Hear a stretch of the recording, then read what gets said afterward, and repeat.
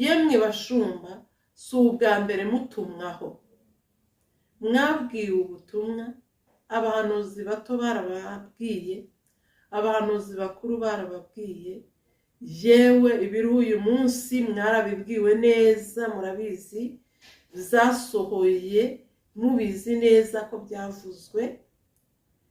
Uyu munsi byakagombye kuba isomo ryo kwiyinira, tukisubiramo, tukajagajaga imitima, tugashakashaka icyo umwami Imana ashaka, tugashakashaka icyo Yesu ashaka muri iyi minsi.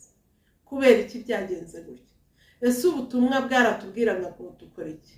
Ubutumwa bwavugaga ko abashumba n'abavuga ijambo ry'Imana bakoze icyo nakwita sakirire, kuko bimuye Imana mu buzima bwabo, bimura Imana